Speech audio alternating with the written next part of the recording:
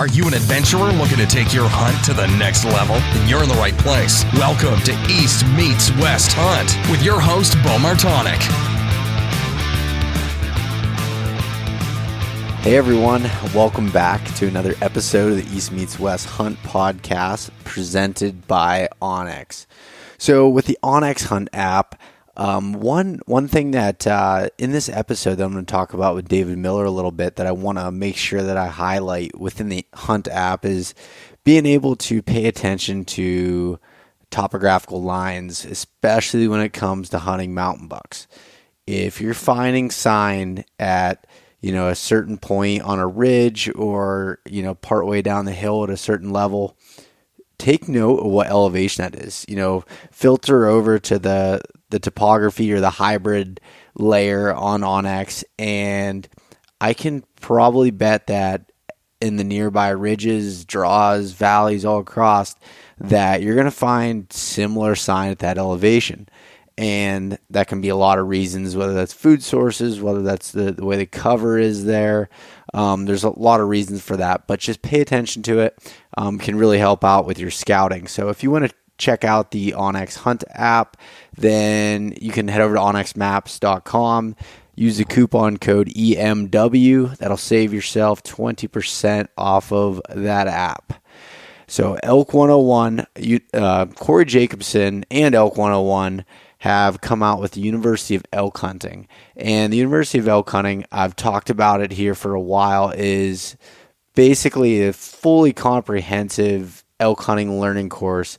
And it has everything from the planning phases for the DIY guys and girls, from the beginning stages of figuring out how to pick an area, what to do. I mean, we're getting into these months when we need to start planning, next year's adventures, which is crazy to me that we're, getting to that point. But there's no better time than now to check that out. And if you're looking to plan that hunt, learn some more, elk knowledge, and any other aspect from it, then check out the University of Elk Hunting online at elk101.com. You can use the coupon code EastMeetsWest. That'll also save yourself 20% off of the online course. Maven Optics. So Maven has come out with the highest quality optics available at half the price of their competitors through their direct consumer business model. And so what they're doing is being able to put in the highest quality Japanese ED glass in these bodies that can be fully customizable from a variety of price ranges depending on what you're looking for. But the one thing that's for sure is that the quality is going to be top notch. And if you ever have any issues, call them up. You'll talk to a real person on the phone, and they'll really help you out. So customer service is key with them. They'd rather have a great customer service-based company rather than, grow to a ridiculous size. So mavenbuilt.com, check them out. If you use the coupon code EastMeetsWest-gift, you'll get yourself a free gift with any full price optics order. Okay, so let's get into the giveaway items here first. That's the 100th episode giveaway from last week. Got a ton of entries here. Looks like, I don't know, I don't have the number in front of me, but a lot of entries through Instagram, Facebook, and through leaving reviews on the various platforms. Thank you, everyone, for entering and doing that. And thank you to Sika Gear, Mountain Ops, Maven Optics, onX, Wild Carrot Deer Attractant, and then also I'm giving away some stuff through East Meets West. But thank you to those companies for, one, believing in what I'm trying to do here with the podcast and supporting it. It was when I started this giveaway thing here, I talked about it with Chris from Sika Gear at first, and he was like, yeah, let's get a Fanatic jacket out there, and then onX, reached out to me about doing the lifetime membership giveaway, and as soon as I mentioned that, these other companies jumped on board, and they're like, hey, we want to help, give some stuff back to, your listeners and everything else. So thank you for, helping me get to this point, and hopefully that I'm able to help you out a little bit through interviewing these people that know a lot more than I do. So that's the whole purpose of this. All right, enough jabbering and about nothing here. Let's get into the actual giveaway item. So I'm gonna start in reverse. Let's go back. Let's start with what I'm gonna give away from East Meets West. So that will be a shirt, hat, and koozie of your choice, and the winner of that is J Prevo 13. J Prevo 13. This came from an Apple Podcast review. So if you are one of these winners, I guess what you should do first of all is send me an email, which is Beau, at eastmeetswesthunt.com. And if you forget that, you can also go on my website, the contact form there, and send me an email. And what I'll need is your name, your address, and, your email address as well. And then I'll be able to hook you guys up with, whatever that you're going to be winning here. So congratulations to J Prevo 13, and I really apologize if I mispronounce any names here. The next giveaway will be 3 10-packs of the Wild Carrot Deer Attractant. So basically this is, a single tearaway scent that you can hang on a licking branch. You can, with their little tool that you can clip onto your boot, you can use it as a scent drag, pulling it in. It's a no mess, single tear off product, and I use them in front of my trail cameras. I use it every time I go into hunt, and it's really, really cool product. So the winner of that is CN Hyde. So it's spelled CNHYDE at CN Hyde. This is off of Instagram.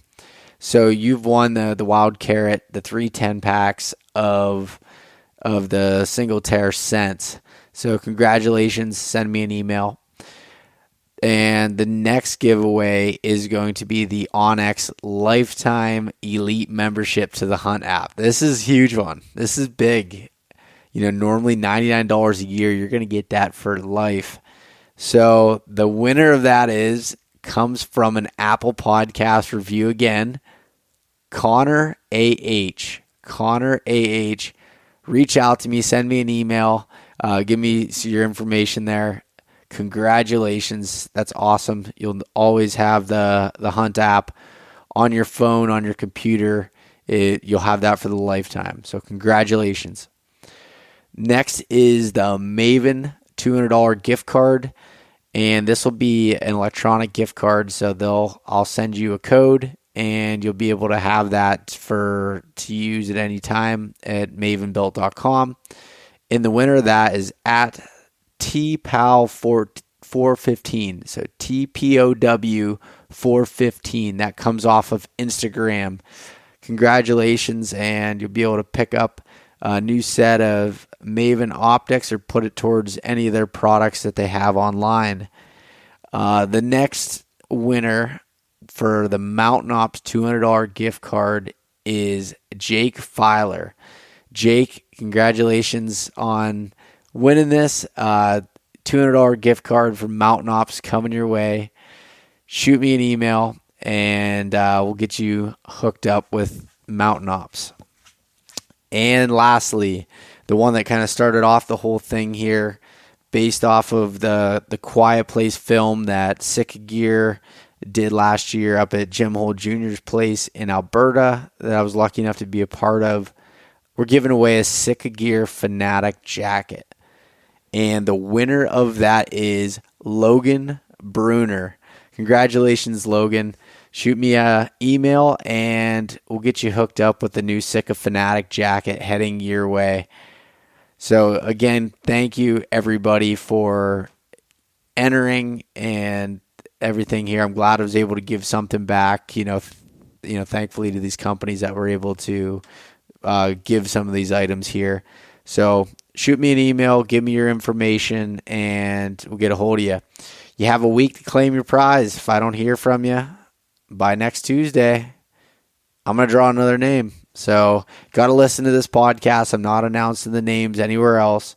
Have to listen to it to be able to get it. So if you didn't win, maybe there's still a chance, but I hope everybody listens to it and claims their prizes.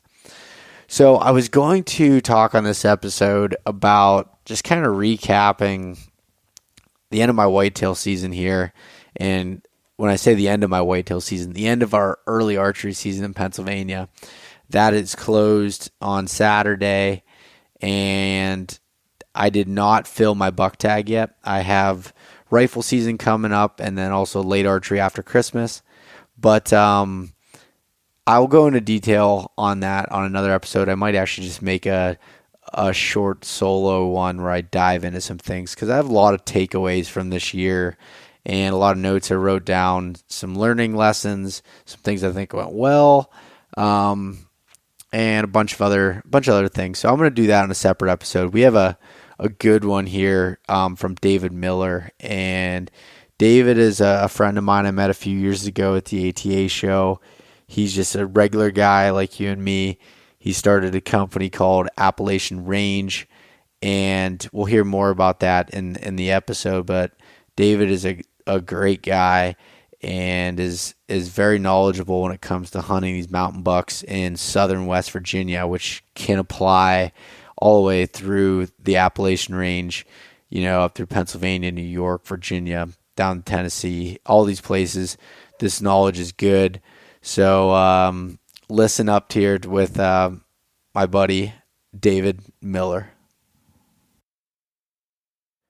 All right, we're back for another episode of the East Meets West Hunt podcast, and I have a special guest on the line tonight coming out of the mountains of West Virginia, David Miller. What's going on, man? Hey, man. How are you doing? Oh, I can't complain. It's the middle of November. I've got to spend a lot of time in the tree recently. It's been great. How about for you? Yeah. Oh man, had a great early season and even a better as the season as it's progressed here. I was able to go out and harvest a really nice buck about 2 weeks ago, and then I went out 2 days ago with my little girl and got to experience her harvesting her first deer ever, a doe with her crossbow. And honestly, I told a bunch of my friends, I said, you boys can keep those big bucks. I was like, the moment that I just had with my little girl, I was like, that was one of the most awesome things I've ever experienced in my life. Oh, that is awesome. And yeah, you were telling me a little bit offline before we started recording on that, and she's only 6 years old. That is amazing. Oh yeah. And like I was saying, I've tried not to dive in. She sees me out, pursuing, a mature deer and deer with large horns or large antlers. And she I don't want her to dive into that too much. So I've really tried to pour into her lately, really telling her about the importance of, being a hunter for the provision that it provides and the meat. And then just explaining to her about all that. She's really got it. So that's really exciting. Yeah. Yeah, that's awesome. And for her to be able to have success at such a young age, I'm sure that's just gonna stick with her and want to fuel the fire. Yeah, exactly. Yeah. Fuel the fire. I couldn't have said that any better. That's awesome. And it's funny because you and I have been, friends now for a few years. Yeah. And I think it was like earlier this year, we talked on the phone for quite a while and found out we were going to be, hunting in similar areas in Idaho this year. And we just, talked quite a bit and I was excited to get you on the podcast. And then recently, you'd killed a really good buck, and it just sparked my memory again. I was like, I got to get David on the podcast. We need to talk. Whether you got that buck or not, I was planning on having you on, but that just gave me a reason to make it happen a little bit sooner rather than later. So. Yeah, good to be on here. I mean, a lot of what you cover in your podcast, I mean, it helps so many of us hunters along the way.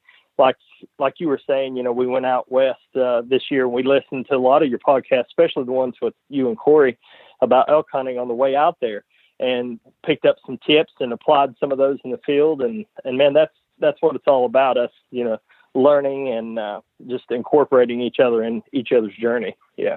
Yeah, and those of us in the east, up through the Appalachian Mountain region and everything, we got to stick together. We got to help each other out, and we do. And even though like you're down in southern West Virginia and I'm up in north central Pennsylvania, I feel like there's a lot of similarities to where we live, and I think that that resonates. Some of the stuff that you talk about when we talk, it just seems like we're very similar, people, and just a little bit different parts of the country here. It's true. Very, very true. Yeah. So that's cool. So I guess, David, just get started here. I'd like to start with you giving a little background on yourself and, who you are, how you got into bow hunting and just hunting in general, I guess, and a little background on yourself, if you would.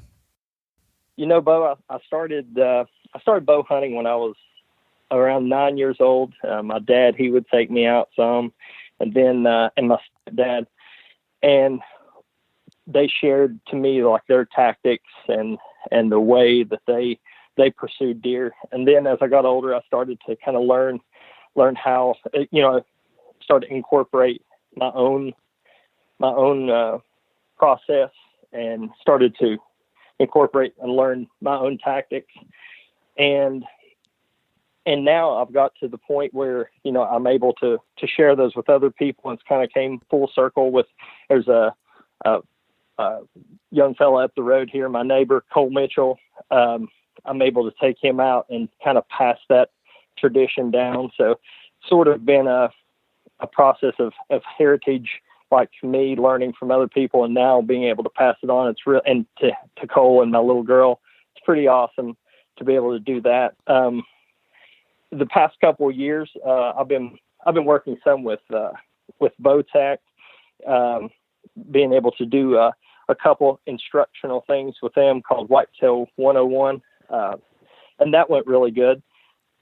Really enjoyed that, to be able to share some of the tactics and things that I've learned along the way. But, as Bo, as I, pursued these whitetails in Appalachia, I started to, after I got to the point where I really started to pursue mature animals, the game sort of changed, because, when you're out just hunting and trying to kill, or harvest a deer, how you set up and the tactics you use, they can be pretty loose and pretty open-ended.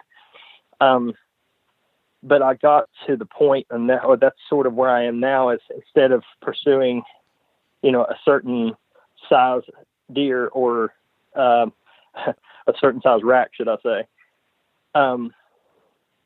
now I pursue a single deer, and that is a very, very different animal. Yeah. Because you have to really incorporate some very disciplined techniques. It's sort of like very, very similar to the video that you and what's his name, the Jim had done. Yeah, Jim Holt Jr. Oh, I love that video that you guys did, because, man, there's so much of it that ties in and that I associate myself with, because I have my own process that I go through, like each of the steps, like from entering the stand to scent control. There's so many little details that when you're pursuing a single buck, that has to go into that. It's a very different game. So that's sort of, I've evolved from that, from that being a young hunter, just appreciating going out and harvesting just whatever's I'm blessed to have walked by me, into a hunter now that I go out and I pursue a single animal. But it reminds me of the importance of being okay with harvesting, just going out and hunting deer, because I still take my wife, I still take the boy up the road, Cole Mitchell. I'm starting to take my little girl, and it takes me back to the place where I was back then. And there's a need for it all. The trophy hunting, and as well as the hunter that, goes out and just hunts for meat, man. We're all equal in this, I guess, in this community. Yeah, and I guess it's kind of like the evolution as you go through as a hunter and a bow hunter. Sure. I have a similar story with that. I got to the point where I just wanted to go out and hunt, and it was tough enough just to try to kill one animal, and with, sure. First it was with a rifle, and then it, turned into with a bow.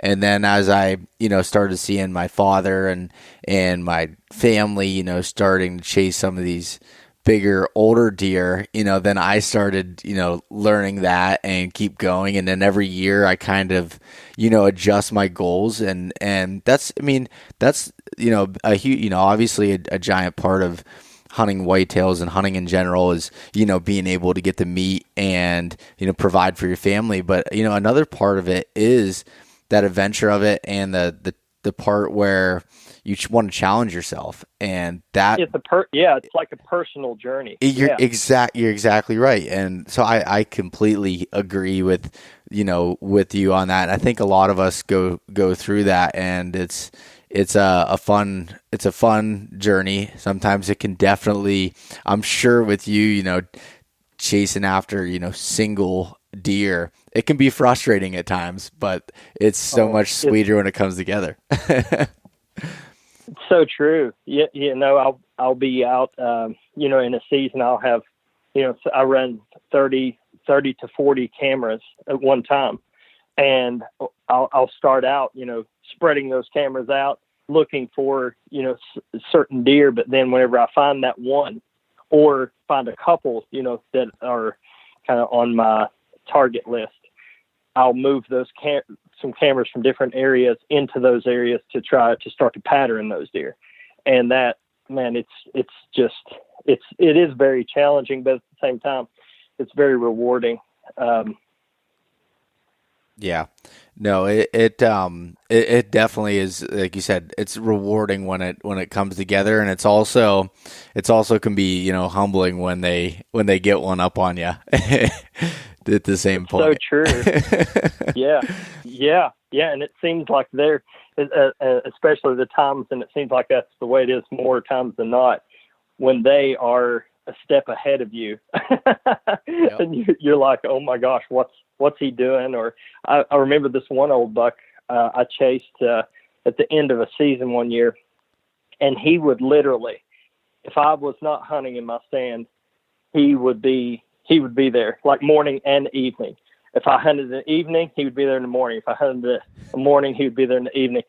I'm still to this day convinced that deer saw me coming and going. And I even tried 2 different routes to access that stand. And I still think I think he was betting so close that I think he was really seeing me enter that stand. Yeah. Yeah. That's funny. Yeah. Like you said, it's one of those things that it's definitely an evolution with it. And so to me personally, when it comes to, I did that for a few years, hunting a single deer, and it was very, very, very tough. And then I kind of got to the point where I realized I wasn't at that point yet in my journey to do that. And I more or less, I put more pressure on myself than I needed. And so the last few years I've kind of just, tried to find, a bunch of ones in a certain age structure that I, hope to go after, and instead of the single focus. And that was just for me personally, because I just sometimes drive myself nuts with, trying to chase after, one specific deer. Was giving me a serious headache. Oh, yeah. It will. Yeah. It definitely has the ability to consume you. Yeah. Because I've been there. Yeah, it will. It take you too far. Yeah. But at the same time, man, that the moment that it comes to, full circle and you are able to harvest, that deer, it's very, very rewarding. I mean, it's very rewarding.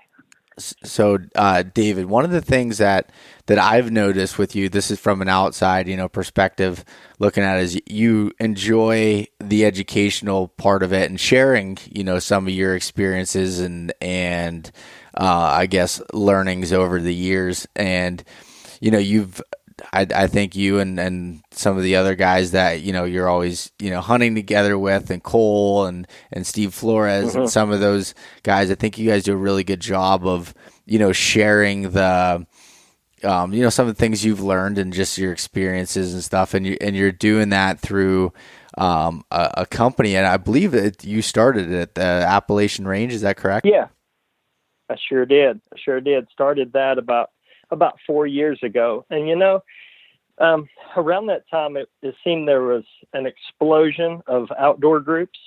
Yeah. It seems like, oh my gosh, it was just like everywhere starting this out, there are 4 or 5 guys, I guess, their buddies would get together and, hey, let's start an outdoor group, find a name and do all this stuff that we've tried to do. And, but with Appalachian Range, I had a completely different vision for that. Rather than get, 4 or 5 of your buddies and try to have either a TV show or whatever, the goal is, I wanted to form what you and I said that sort of like the way that we met was I wanted to form an outdoor community, a place where people could be a part. There was no pressure to go out and fulfill needs for sponsors. And there was, but it was a group of people who purely loved the outdoors for the same reasons, who could mesh together, who could share their journeys through photography, through writing, through film, and then put their story out there through that platform and, share that with everyone else on social media. And that's sort of how Appalachian Range started was just the need that I saw for there to be more community, because there's so much division. I see so much division in the outdoor industry. I was like, hey, we need more camaraderie. We need to bring everyone back together and enjoy it for what it's meant to be. Yeah. No, that's I think that you guys have done a great job, with that. And, again, that's how we met and we met through social media, which is, like I said, I there's a lot of things that are said bad about social media, but I've had great, positive things from it. I've met so many awesome people and you and I, we met in person at the ATA show a couple years ago, I believe. Yeah. And it's been really cool to be able to see that. And with your company specifically, like it was drawn to me because, I grew up in the Appalachian Mountains here and that just, the stories and stuff I could really relate to. So it's really cool to be able to see what you put together there. And like you said, outdoor groups are a dime a dozen from it. It's, the ones that, set you apart. And I think that your kind of goals and I guess purpose for that definitely, sets you apart. Absolutely, man. I appreciate that. Yeah, I definitely think there needs to be more of that in the world of the outdoors. The sense of community and unity, and that's what we're going to keep Yeah. promoting is more of that through our films and through photography. There definitely needs to be more. Yeah. So Dave, I do have some questions for you in regards to where you live and where you're hunting at. So you are in southern West Virginia, and so give a little bit of a description so the listeners can kind of get a picture in their head of some of the, the area that you're hunting in and anything that's relevant to that. the areas where I grew up, it's actually situated in southern West Virginia, and I grew up in the archery only counties. I was looking up earlier, and this is actually the 40th year. 40th year there has been no rifle season, and it's been archery only for deer, which really enables someone to accomplish like growing deer, or allowing them to reach maturity. I mean, extreme maturity. The two deer that this year that I was pursuing, one of them was 8.5. The other one was 9.5. The one I actually was able to take was 9.5 years old. Oh. So, and a lot, I learned something very valuable, through this, through allowing deer to get that old. I used to hear that deer started to go downhill like at 8.5, 9.5. Mm-hmm. From what I have seen over the past, 15 years of running trail cameras, that is 100% not true. At least in our region. Yeah. It's not true at all. Not true at all. No. Honestly, I think that deer, they max out on their frame at like 5.5, 6.5, then 7.5, 8.5, they'll put on their mass. And so 7.5, 8.5 is when they sort of start to reach. 9.5 is when they reach their actual genetic potential. Mm-hmm. And yeah, so that's interesting. And I've learned that in these bow counties, you know what I mean? That helped, helps allow them to reach that age. And I've heard others say that as well. I mean, Lee Lakosky talks about it with, where he hunts in Iowa, about that he believes when they hit that age, they're not on their way downhill from that standpoint whatsoever. So that's interesting that you found the same thing in the area that you're hunting. Same thing. The areas that I've hunted here in southern West Virginia, there's a lot of surface mines in these vicinities, and I also have a theory about that as well. I think that whenever the surface is exposed, I think a lot of minerals are also exposed. So when plants, and vegetation, they absorb the minerals from the ground. It's mining nutrients, as Grant Woods would call it. You're pulling the minerals from the ground up into the vegetation. The deer eat it, and then they get those minerals. I think there's a lot of mineral exposed, through that.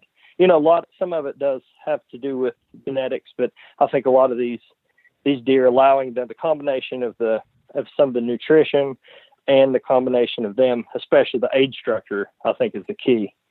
But these areas, they're rough. They're really steep. Some of them are very, very rocky and aggressive, but there's really from bringing other people out, like from Ohio and different places, some of my friends, and hopefully my good friend Bo Martonic from PA will get to come down. Yes. But man, from bringing some of the people down from actually the flatland areas, I know you're not from there, but from like Ohio and different places, man, they're challenged physically because of the terrain. The mountains, a lot of not a lot of fields. There's some of these areas, like I mentioned, that have been surface mined, that have large areas that have some fields and that have been reclaimed. But the majority of what I hunt, they are hardwood forests. Okay. So a lot of big timber type areas, similar, yes. Again, that goes up through all of the Appalachian, range here. Yeah. A lot of what you're looking at. Yeah. It's very, very similar. Yeah. Yeah. So so what I was going to say I wanted to touch a little bit more on the where you're talking about, hitting their genetic potential. And I have like a little bit of some of my own theories on that as well I hunt, where I hunt a lot of areas, similar to what you do. And what I've found is some of the areas that have had a lot of, logging operations and other things that create, more food sources and variety of food sources tend to grow bigger deer. So I've especially in the last year to 2 years, I've really expanded, and I've went to some areas that I'm like, I'm going to find these old bucks, it's really remote, just big, oak ridges, big timber, unbroken. And, I'm getting way back in there, and there's some old deer, but they're not growing the antlers that I'm seeing in some of these areas that have a lot more logging and even even gas well operations and that are stirring up the ground a little bit. And I don't know, I just have a kind of a theory on that I feel like those areas, grow bigger deer. And it sounds like it's the same with you, just with the mining side of things. Yeah, very, very similar. That early successional growth, caused by that logging, definitely. Yeah, if you look at there's been studies of comparisons to the available food sources in the old growth forest, like you're talking about, in comparison to early successional habitat, and the protein and the amount of nutrition is obscene. I think, like for example, in an old growth forest, I believe, now don't quote me on this, acorns produce, I think, around 3 to 4% protein. I think that's right. I think that's what they yield. And then, for a deer to reach its genetic potential, it needs, especially, this is what I found, and this is what I believe in a lot of the research I've done. This is, through the summer months, like from April until August, they need anywhere from 17 to 20 to 22% protein to reach their genetic potential. They need that to build their bodies, so that their bodies are strong and so the bodies are built up so that they can reach that genetic potential in terms of their antler size. And then in the winter, they need anywhere from 12 to 15% protein. They, need more carbohydrates so that the body doesn't get stressed, produce heat in their body. So if you look at deer that love, it's just like eating candy all the time. Well, what would our bodies look like if we just went out and ate? They love to eat those acorns because they, it tastes good to them. They like that. But as far as from a nutrition standpoint, it's definitely not not the most beneficial for them. But like I was saying, early successional habitat in a timbered area produces, a whole lot better nutrition for the deer. So what you're saying is extremely accurate.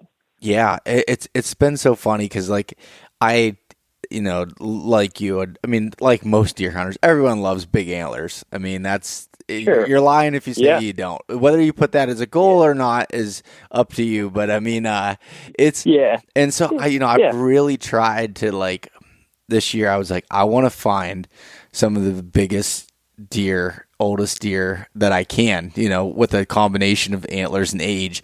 And I've really found that once I started going to some of these areas that were just big old growth stuff, I was finding deer that are 7, 8 years old, 9 years old that aren't getting these giant racks. I mean, they might top out at 130 inches, which is a great buck, don't get me wrong, but sure. I'm finding deer that are in these areas that are heavily logged and have, a mixture of the new growth that's coming up, as well as, as those logging cuts get older, a lot more security cover, things like that they're getting to, they're able to grow antlers that are, in the 150 to 170 inch range, and some of them even, getting above that, few and far between, but still they're getting bigger antlers. And that makes sense. Some of what you're saying there with the protein and, everything else with it. Yeah, it's true. It's very true. I'm actually going to, I'm really excited about it. I'm going to get a guest on the podcast here from Penn State. who does studies on this, and I've followed their deer blogs forever, and talks about, an expert on the forest. I've read some of their stuff too. Yeah. So I'm really pumped to get to learn more about that and see what, this, myself just kind of being, I guess, for lack of better terms, a hick in north central Pennsylvania trying to figure this stuff out, have someone who has science background with it. Exactly. I have my degree is in biology, but everything I've learned about whitetail and all that stuff has been post college, has been me just because of my love for it, diving in and reading research papers from Penn State. I've read a lot of stuff from Tennessee, a few things from Louisiana. But yeah, they used to offer. Do they still offer a degree? I think at Penn State, like a whitetail. Used to be like a whitetail biology degree or something like that. I'm not sure. I know they have a wildlife biology. They used to have something specifically for whitetail. Now I don't know if they still do that or not, but years ago they did. Yeah.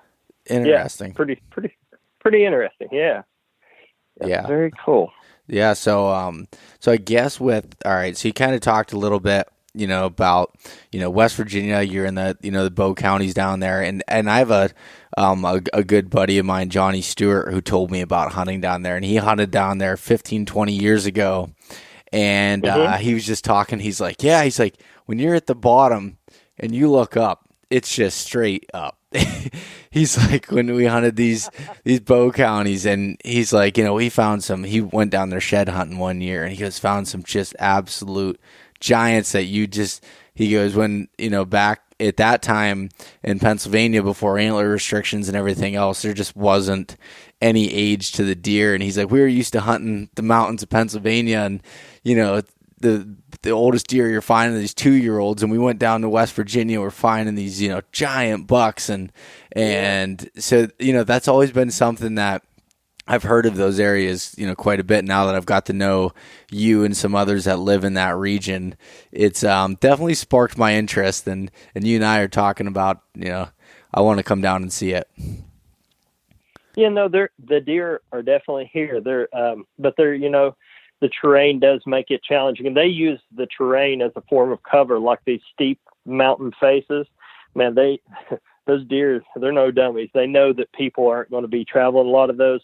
I mean, a lot of times they'll use those faces as cover for bedding areas. So the deer are there. It's funny. I've heard some of my friends that have harvested some of the bigger deer in the area. I've heard them say, "Yeah, I would like to see some of these people that hunt the flatland come out and give this a try." Some of the people that that you see killing the big bucks from the west. But it's I like it because, and I hunt some in Ohio out near Cincinnati with a friend of mine. Me and Shannon Sizemore, I go out with him a couple times every year. I have a great time. I love that. It's flat. It's flat as a flitter out there where he's at, and I love that. But the challenges there are very different. You got the straight line winds, and you got the deer can see. They can see across these big fields, and it's just very, very different than what I had been accustomed to, all of my life growing up hunting these hills. The way the wind plays here, or the way that you should play the wind here, and the way you play it in Ohio, like where it's flat, it's very different. So, but I like that. I like that. It calls you. It's a new skill set, I guess you could say. Coming to West Virginia and, hunting these areas, and especially in the Bow counties, it's challenging, but the deer are definitely here. Yeah. The big ones. Yeah. That's really cool. And what is awesome, and I've talked about this before, but whitetails live in so many different areas. I want to hunt them in all the areas and learn, because you can take a little bit from each area and what you learn and apply it to your own situation. And you might not be able to take all of it or even half of it, but you can definitely take little bits and pieces. And that's why I love talking to different people, and kind of just, just pull and, just getting a little information from them and trying to apply it to my own strategies. And there's for lack of better terms, 100 ways to, skin a cat. And that's, the way it is with, going after these big whitetails. But, there's something I noticed this year, that talking about a tactic. There's something I picked up on that was pretty cool. The ridges where what happens in the places where I hunt during the rut, the pre-rut, the bucks will start to move up on the ridges because they can cover more ground and check for more does than they can down low because there's so much surface area low on the mountains. So they'll move up onto the ridges so they can go from drainage to drainage to drainage, checking for does, and they'll lay scrape lines down. And that's usually a really effective technique. But, this year, me and also a bunch of my hunting buddies had talked back and forth, and we were all saying, where are the bucks? Where are the mature bucks? Why aren't they moving up? Why aren't they moving up? And I was like, hey, there's a trend here. I was like, everyone, it's not just me not seeing these deer. So I took a bunch of my trail cameras and I moved them middle of the mountain, and I started to pick up on a couple of bucks. And then the one that I harvested this year, I saw him one time, and I was like, well, I know he's in the area. So I brought more cameras in, put him middle of the mountain, and even added a couple up on the ridge area. Nothing, no sign of him. I'm like, oh, there's only one other place he could be. He's staying low. Well, the more I thought about it, we went through a drought this year. We had 60 days without a drop of water. Huh. So it pushed these deer, not just into the belly of the hollows, but it pushed them down the drainages further than I think that they had been in a long time to be able to find water sources. Mm-hmm. So I think it pushed them down there. And then what I think happened, they found good, and I think even some of the because of the extreme heat and drought, I think some of the acorns even up high were damaged. I had some people saying they cut the acorns open and it would almost be like powder inside. So from the heat and the drought up on the ridges. So I think the deer were pushed down low, and then they found good food sources down there, and I think they just stayed. So, well, I think low, and that helped me figuring that out. I moved those cameras down low, put one camera out in the area I thought he would be, went back 3 days later. Him and 3 other nice bucks had been there every day. And I went back 2 days after that and killed him. That's so funny you say that. And so I noticed that this year in Pennsylvania, and so I hunt a mixture of areas that are, semi-steep and more rolling type hills, still big timber, and that doesn't affect them as much. Like, they don't change elevation as much. But when you get into some of those really steep areas where you have, anywhere from 800 to 1,500 feet elevation change from the top to bottom, this year was huge with that. I had cameras all up higher, and I put them out early before I went elk hunting, anticipating they'd be moving up there, as the season started going on and got into October. Oh yeah. And I was not, I thought my cameras were broke. I wasn't getting any photos. And then, yeah. All of a sudden I'd get something that would trigger. I'm like, nope, my cameras are working, but the acorns were damaged on the tops in most of the areas. And I started dropping down lower, in the lower thirds of the hill. I started running cameras like you did, and I just actually pulled a bunch today before rifle season comes in. I didn't want them to go up missing, but I went and pulled them, and that's where the bucks were. This whole year, they never went to the top. They were running that lower third. Was it droughty? Was it droughty up here with? I wouldn't say it was a drought, but we had less rain than we have in the past. And we had a lot of rain early. And then the summer wasn't, didn't have a ton of precipitation, and the acorns dropped really early. And I was ours did too. I was finding deer up high end of August, early September, and then that was it. Yep. And they moved out. Yeah. Yep.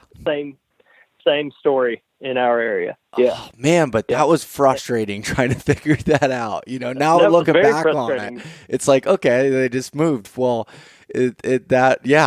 wow, that's hilarious that you experienced the same thing. Yeah, not just me. Like, I'm talking like 15, 20 other people where they were talking. They were like, Dave, where are the deer? I'm not seeing any. And then whenever I moved that one camera down low, I was just like, oh crap, here they are.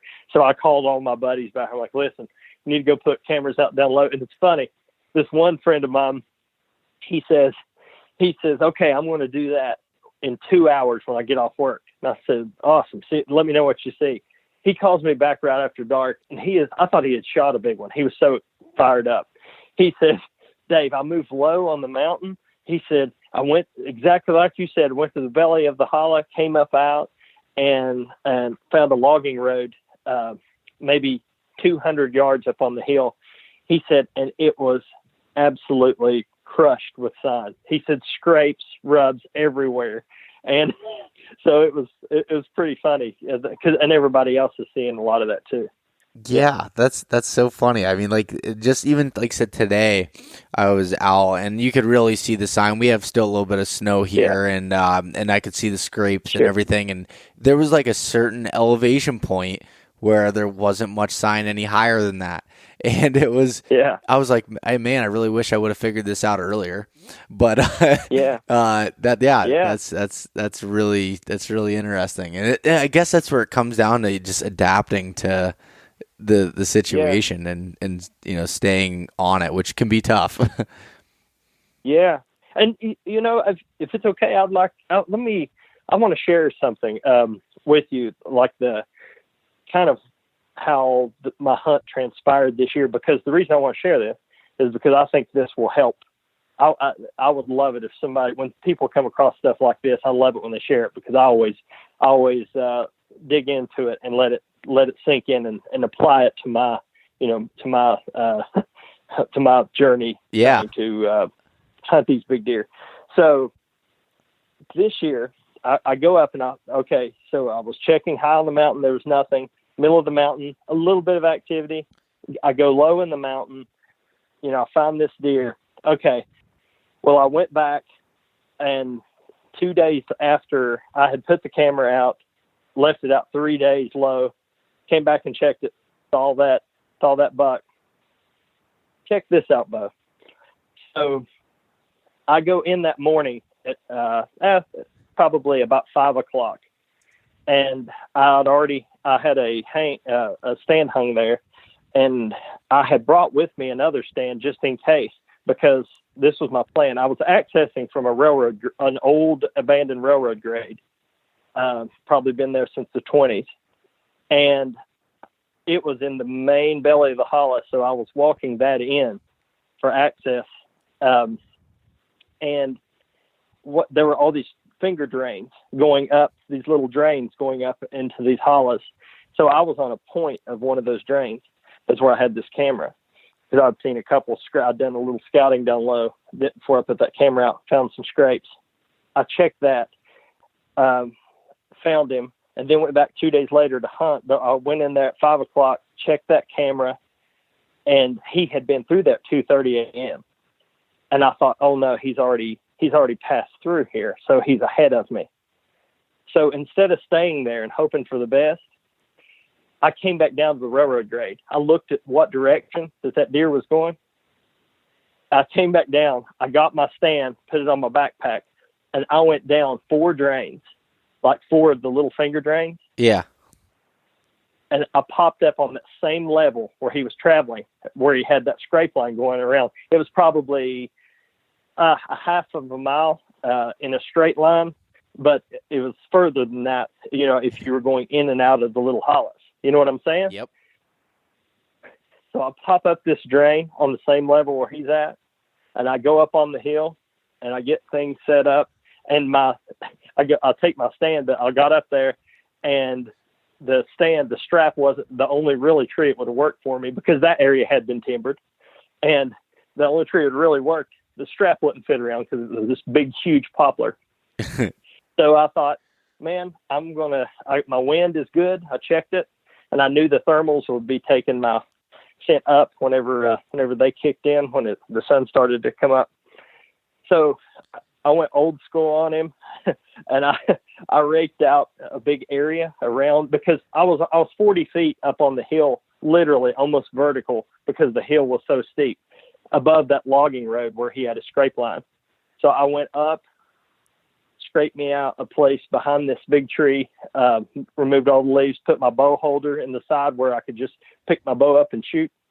And I just dug in. I covered up my backpack with leaves, covered up my stand with leaves, kind of got brushed in, and I got up against this big, massive poplar tree. Hour later, here came a 145-inch 9-point.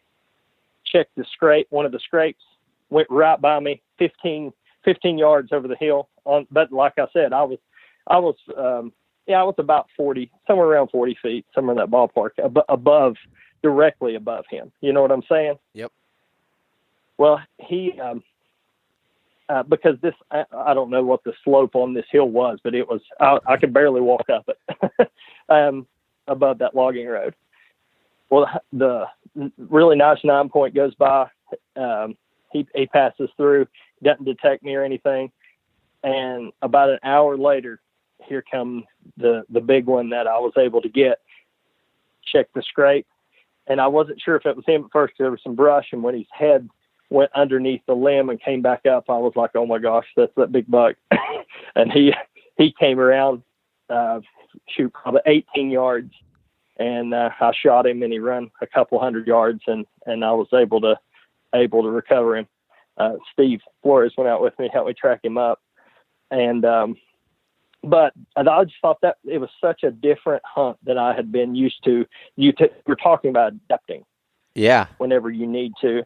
Man, I had never done anything like that. But I thought, man, this is worth a shot. You know what I mean? Some people will get their one stand in their place, and they'll be like, I'm staying here, and either I'll live and die by it. But you know what? I think a lot of times when you have that mentality, you die by it. Yep. I completely agree. And so what made you go, say the, 4, hollows over, drainage is over. What made you pick that spot to go? Were you just thinking by the time that he went through at 2:30 in the morning, you're like, I think he could make it about that far? For real.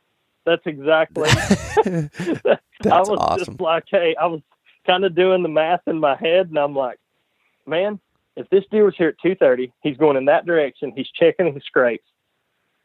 I was like, I don't know how fast exactly. I was just trying to make sure I was far enough down so I would be in front of him. Yep. And mind you, keep in mind, the elevation of these mountains are, 1,800, somewhere around 1,800 feet, right? From the bottom to the top. And I'm at when I say the bottom, Bo, I mean, from that railroad bed to where I was hunting was 100 yards. I mean, I was just out of the belly, the bottom of the hollows. So above me was another, 1,700 feet approximately of mountain. You know what I mean? Yeah. But because of my trail cameras, I allowed them to be my eyes. A lot of people, I don't think that I don't think they pour enough into that, allowing that, for people who do use trail cameras, allowing that, to kind of, I've always said this, it's just as important to know where he is not using as it is to know where he is. Yep. Because I knew he was not on that ridge where he should have been. but and what was the time of year of this? Like when did you end up getting a shot at him? What was the date of that? That was I want to be accurate here. That was the 3rd. No, I'm sorry. That was the 4th. November 4th. Yep. Gotcha. That's so interesting. That's basically as much adaptation as you could possibly get right there, and being mobile, and the fact that you decided you were going to sit on the ground because of it. I mean, that makes sense in a lot of these spots. I actually hunted off the ground a little bit this year, doing that where you clear out the leaves. So I found a spot today where someone else did that, where there was a big oak tree and they cleared 3/4 of the way around the tree with all the leaves, and because it's so steep in some of these spots, you don't need a stand. It's just like you're in it. Honestly, if I would have gotten in that tree after I looked, it would have been so much easier for that deer to pick me off in the skyline than it would have in the crevice of the mountain and that tree. Yeah. I mean, it would have been very, very, like a whole lot easier for him to look up and skyline me than it would have been to have picked me off right there. Yeah. Yeah. Yeah. And, I was using, the whole time, through this, I was using, I love Onyx maps, man. I would advise any serious hunter that, that really, really takes it serious, to get that app on their phone, because they can mark points. That's what I was doing all along those ridges where he was not. I would mark, okay, here's my trail camera. Here's this trail camera. Here's this trail camera. And I'm like looking at all these places. And then finally I put the middle mountain cameras out, and I was like, right here's the only place I'm getting him. Okay. So what I did out of all those places, I'm like, okay, I'm going to drop directly off that point where I got him into the hollow, just follow that point down, access it from the bottom of the hollow, and then go up and put a camera down low. And when I got him there, I put a pin on my Onyx right there where I did pick him up down low. And then I started to look around that area and be like, okay, here's another place that would be good. Here's another place that would be good. And whenever I went back in that morning to hunt, my plan was to hunt that stand. And then I had 3 more cameras I was going to put out down low to try to pattern him. Yep. But I was able, it all came together before that. So, yeah. Man, and that's amazing to me. So, like, one thing that I think you noted there, and something I've been really paying attention to, a buddy of mine, Greg Litzinger, is big on this. He talks about, when it comes to bucks bedding and their travel, if you find them at a certain elevation, go to that elevation. Maybe it's, a couple ridges over, but that same, topographical line basically. Yep. And that's where using, Onyx and being able to look at the maps and be able to see that is huge. And I noticed that today again when I was out scouting for a few hours, found, where I was marking some of these scrapes and some of the travel and where they were at. And it was all right around within, 100 feet of each other in elevation the whole way around, even, ridges over. And that's the beautiful part about, that's exactly what I'm talking about with Onyx. You can not only have the satellite view, but you can also have the layers where you can just tap a button and it throws onto your satellite view, or throw your topo layer over top of that. Yep. And then if you want to, take away the satellite view, you just click the button one more time and it takes it to just completely solely the topographical view, which allows you to be able to see those contours like you're talking about. Yeah, that, man, it helps me out so much through the year. So I study maps. I scout 95% of the time and hunt about 5%. Yes. I am in a complete, agreement with you there. It's funny. So there's a buck that went into a new area completely blind this year, and found my dad and I went out scouting it actually, and he found one side, I found the other to the sheds of this buck, and he's a mainframe 8-point, and we never put a tape on the sheds, but probably about 140 inches just for reference, and it's in an area, but I mean, like, the bases are like pop cans. Like, this is an old deer, and he had a ton of stickers coming off the bases. I think he had about 12 or 13 scoreable points, and it's in an area where it's mostly old growth timber. So I really truly think he's about one of the top, bucks in there. And just his age, you could tell. And I was having a lot of trouble finding him.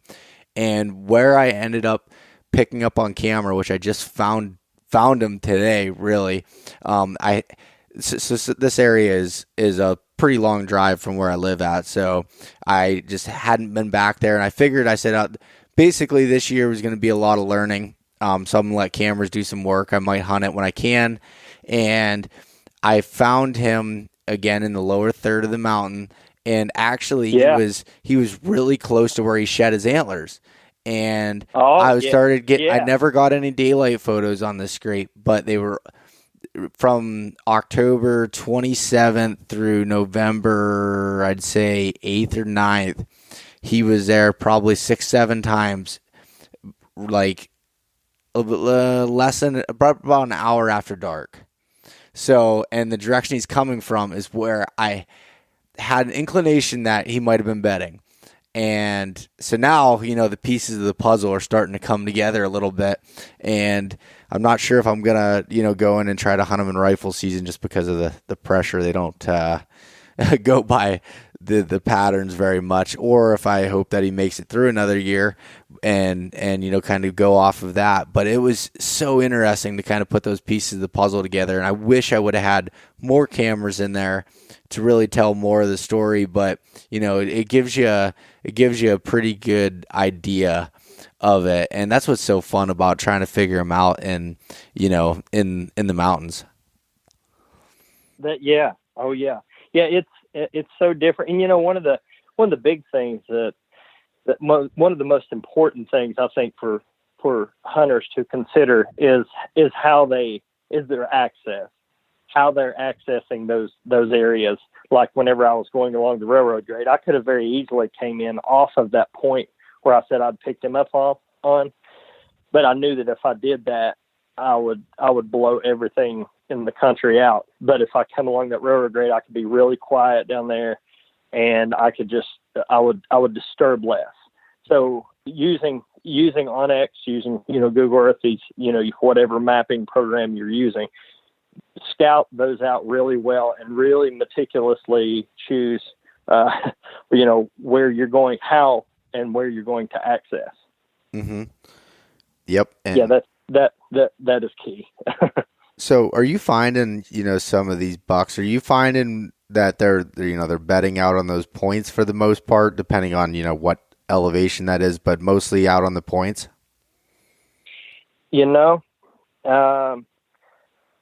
A lot of times, yes.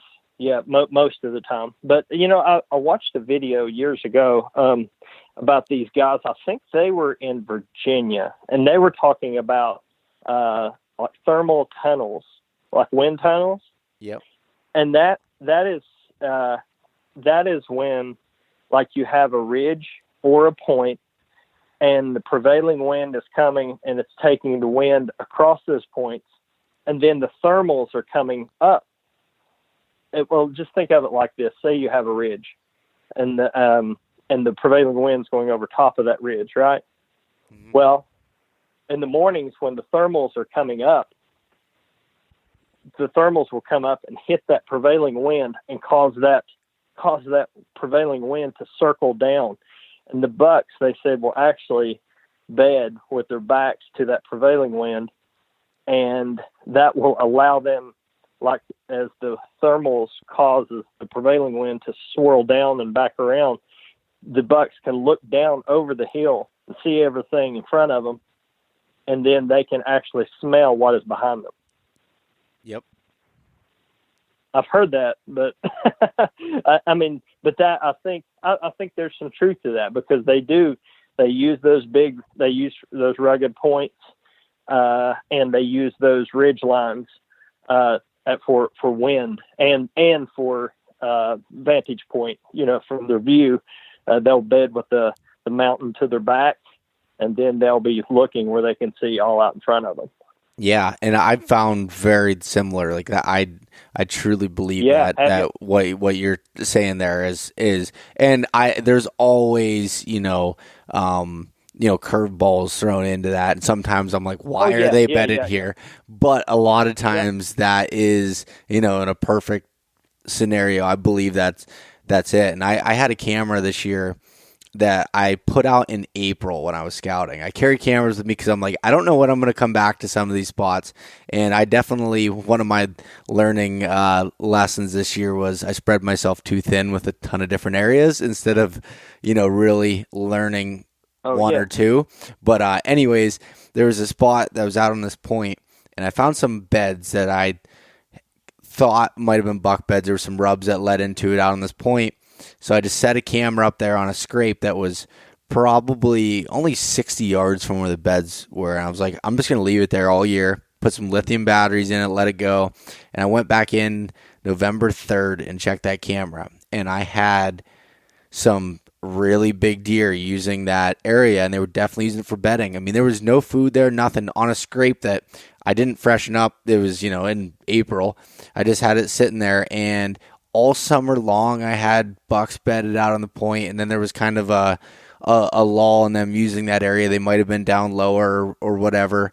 But then, again, they were coming back to do it, and I tried hunting it, and I got super aggressive with it, and I literally went out to hunt this point, and I realized why they're bedding there. It's just about impossible to hunt it because of the wind. It was, I'd feel that dominant wind. I was hoping to get there, before they were in that bedding area, and, got there early in the morning, but the winds, dominant was coming at my back, and then you had, as the mountains heat up and the thermals are coming up, but it was creating like a swirl effect at that point. And I know that, I ended up blowing out one buck. It was a smaller one, but it was, they're bedding there for a reason. Let's put it that way. I think I got a little bit too aggressive with how close I got to that spot. And, that's something you learn, and you just kind of take notes from it, I guess. I sometimes what I do is I try to start out being like exactly what you said. I try to start out being like hunting the fringes, and then I'll gradually move in closer as season progresses and I see my time dwindling. Yeah. You know what I mean? Yep. I'll kind of, flirt around the edges of it, and then start to move in closer to where I think his core area is. But yeah, being aggressive can be effective, but at the same time it can be devastating too if you because large mature deer they just don't handle the pressure. They just will not stand it. Mm-hmm. They'll move out of an area. Yep. That's and like you said, I mean, in this area, I don't think has a ton of hunting pressure. At least during the archery season, I don't see anybody out in there and stuff. But my own pressure on them, definitely affects it. And I wanted to get to that camera again today and check it, and just never, I never made it out there in time. But I'd be interested to see if I damaged it for a while or not. I do believe that bucks will take a little bit of pressure, and if you blow them out once, I don't believe that's the end of the deal. And it's sustained pressure. I even heard the one fella say that if you blow a buck out once, he will definitely come back because the whole purpose of him bedding there worked. Yep. He survived. Yep. You know what I mean? Exactly. So in his mind, hey, that worked, so I'm going to go back because I know I'm safe, because I know that worked, and I knew, the danger was coming. I sensed it. I got out of there. So that was an effective bedding place for him. You know what I mean? But as well as I, if that happens a couple times, he's like, okay, this pressure's going to keep coming back. I'm out. Yeah. I don't need this additional stress. I'm gonna move over and throw another curveball. Go over another hollow or two. Yeah, exactly. Yeah. Oh, that's really interesting. I love, like I said, I love talking to other people like yourself about that, and because sometimes I feel like I'm in my own little world. Sometimes thinking, am I crazy? Thinking these things, but that's really cool. Yeah, it's cool to keep it interesting. And, mind you, some people have their trees that they've killed, 10 Pope and Youngs from, and God bless them, man. That's great. But I just don't have that golden tree. Yep. I have to go out, find, seems like I don't think I have ever of the deer I've been blessed to take. I don't think I've ever taken two in the same vicinity. Gosh, I have to cover ground, and so it seems like I have to stay on the move. Now, mind you, since we've, my wife and I, since we've gotten our land here in Boone County, now that I don't live in the Bow counties anymore, but it's an adjacent county to the Bow counties. But now that I've moved here, we've the land that we have, we've got a couple hundred acres here, and that's not a tremendous amount of land, and the deer move. But this is something I really, really promote is linking up with your neighbors and trying to get on the same page and enjoy the process together and form what I call a co-op, like where you and them have the same mentality and the same mindset and same goals, and you work together, share photos, and, you discuss the deer's ages and things like that. And, that really works well. And I've enjoyed that, like forming a cooperative group with the neighboring properties here, and starting to the first year and a half we lived here, Bo, I didn't see a buck, none. But this is the 7th year we've lived here. Now this past summer and spring, I watched 16 bucks here in the fields around where we live, and 5 of them were starting to get mature. And the buck I was able to harvest last year was the largest ever taken in the county. He ended up netting 173 and some change. He was the largest deer taken in the entire state last year. And really? And that was taken off of our, that was basically a labor of love, just watching the process of, all the deer on the property mature. My wife, she was able to take her first deer as a buck year before last. Then last year I was able to take that buck. So back-to-back years, the first day of season, she got her first buck, which was a 8.5-year-old 8-point. That scored, it was around 140 inches. Mm-hmm. And then the following year, she could have taken the one I took last year before last, first day of season. It was almost 160 inch 11-point, but we knew that it was a 4.5-year-old, and we knew the potential that it had. We were going to at least give it one more year. But we also knew that big mature 8-point would have probably ran it off of the property. Mm-hmm. So she said, no, she said, I'm going to wait and see if that old buck comes, because we need to harvest that one if we're going to do this thing right. And like, no joke, 30 seconds after she's sitting there watching that young 11-point. And then 30 seconds later, here comes the old buck, and she was able to get him. That's some serious discipline. That's amazing. It is. She's just kind of starting into it, but she understands. She grasps what the goals are, and she knows what we're trying to do and how to do it. So yeah. I told her, I was in the blind. I told her, I said, honey, I was like, it's your first year. If you want to take that big buck, I was like, you're welcome to. I was like, I'm not going to sit here and tell you can't. She's like, no. She's like, I know what we're trying to do. She said, let's see if that big one comes, the old one comes in, and sure enough, it did. Oh, that's awesome. That's really cool. And I guess that's, and you and I have talked a little bit offline on it, but I mean, just, I guess the discipline with it and land management and everything else. I mean, you know way more about this than I do, but, that you can, turn a property around, it sounds like. You can. Oh, you definitely can. Yeah. If done correctly. Yeah. And I'm going to, that's something that I'm in the process. I'm compiling. I have gigs upon gigs upon gigs of video of my process and the way what's worked for me. And I'm going to release a video to hopefully help other hunters and that have the same goal. You know what I mean? As I do to raise deer that are mature and have to try to see their genetic potential in terms of antler size. And I'm going to compile all that together and make a really cool, informative video for fellow hunters.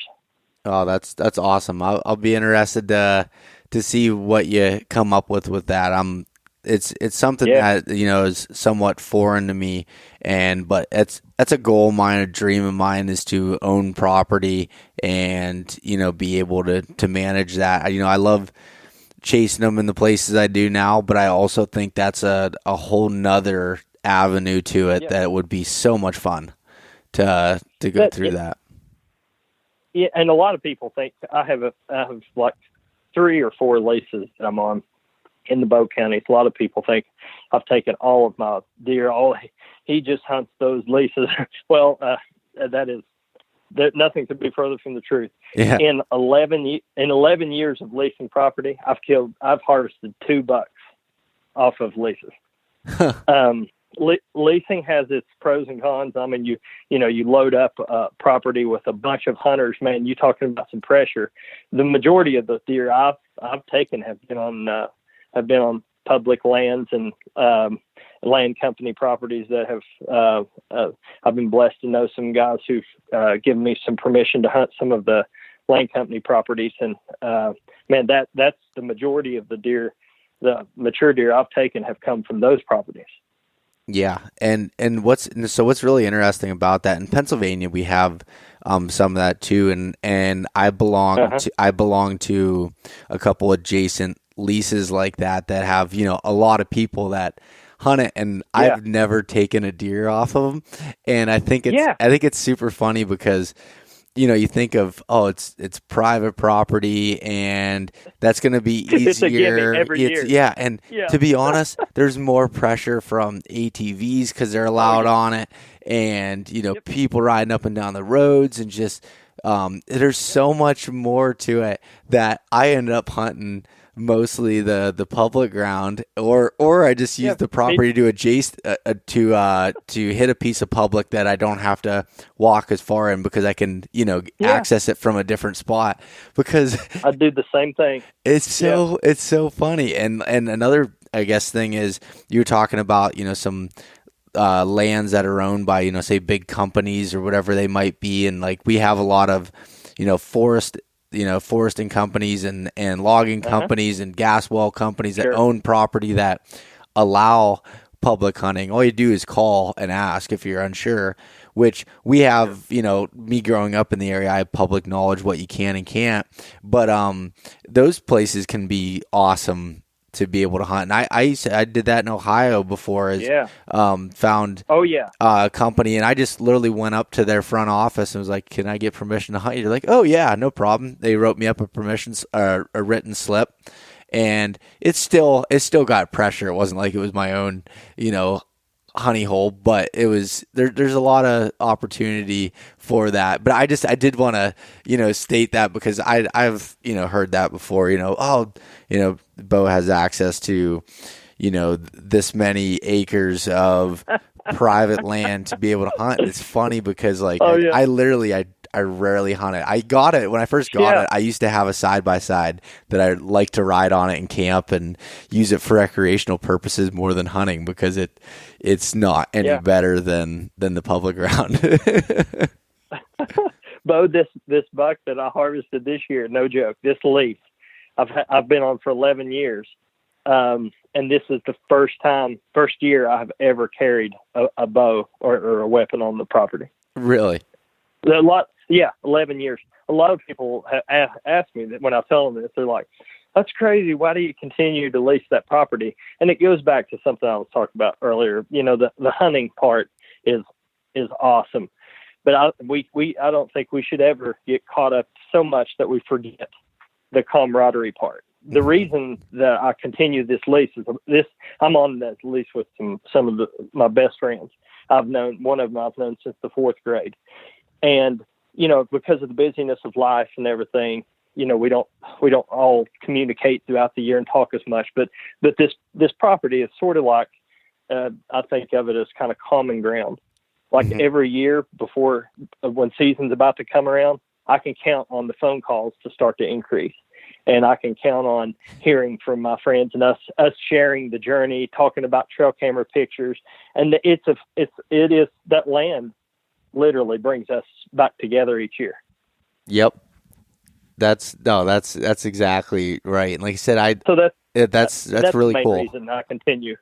That's the main reason I continue to lease that property. I mean, I figured someday I would get an opportunity to harvest a good deer off of the land. I did. I figured it would happen, but I wasn't going to quit, being a part of that with my hunting community and my friends, but, even if I didn't get that opportunity. Yeah. And that's, so the way I look at it too, and I've got to ask the same questions, like, oh, why are you part of these leases then if you don't hunt them very much or don't? I was like, to be honest, like for me, I also like that I can go up, I can camp, I can, open up the gate and go in and drive my, vehicle up in there and just use it for so many other recreational purposes. And, I can bring, outside of hunting season, I can bring guests in so I can have friends come up and go camp. And then I can do that on public ground too. But it's just neat for a few $100 a year for me to be able to do that. I'm like, that's a no-brainer. So that's a no-brainer for me. Yeah. Mm-hmm. That's really funny because, like you said, there's not a lot of. And when you think of leased properties, you think of like the Midwest where people are leasing these properties. Yeah, and you can put food plots and do like all this stuff on it, and that's all fine and dandy. That's great, but that's just not the situation or the hand I'm dealt. And don't get me wrong, I run, cameras on it. And if I find a buck that I want to hunt or, a few bucks or whatever, I'll hunt it. But I don't know. I just haven't had that, real opportunity yet to do that. Sure. Yeah. So that's really cool. I'm glad you shared that part of it. I'm in the same boat. Yeah.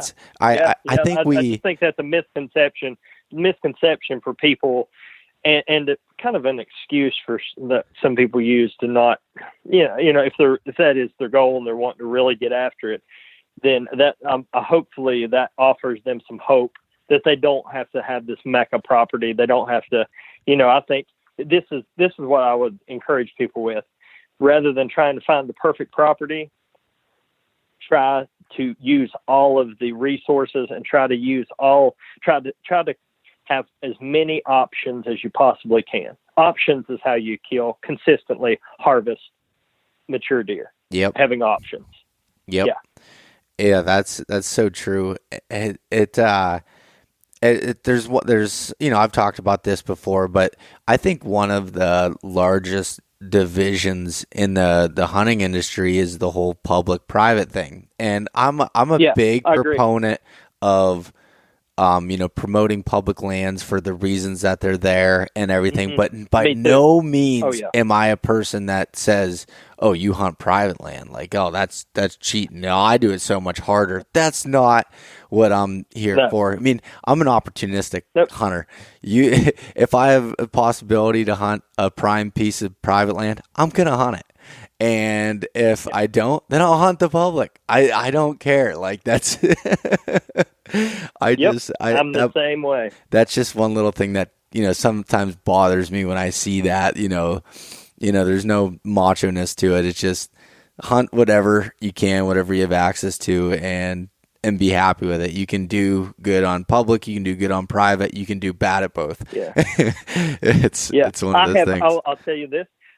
I have, for all those people that are divided in that, listen, I have access. I'm blessed to have access to a lot of places that should be great properties that are private, but I have personally had much more success on the public. Mm-hmm. That's just me. That's yep. just, my journey, that's how it's panned out. Yep. Yeah. And I'm very, very similar to that. Like Yeah.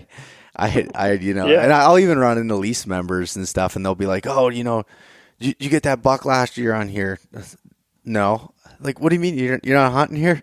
You have access to it. No, I hunt wherever. I hunt wherever I can find the bucks at. It's an interesting concept, but it is funny. Looking back at it. There's been three deer in the 170s harvested here recently in southern West Virginia, and I know all three of them. They were all taken on public. That's crazy. I'm pretty sure you know him, or at least he's from your community. Trace Boone. Do you know Trace? That's one of the three I was talking about. I was gonna say, I just saw his buck that he got a couple days ago. Oh yeah. Oh my. Yeah. He seems to be. I ran into Trace. Yeah, he's a good friend of mine. Yeah, we went out. He went out west with me. He and I elk hunted there 2 years ago together. Okay. Yeah. Oh man. Yeah. He killed a slammer. The beautiful buck. Yeah, I had hunted the I think it was the dad. I'm pretty sure it was the dad of that buck 3 or 4 years ago. 99. He and I talked about it. We're 90% sure. Really? Yeah, really cool.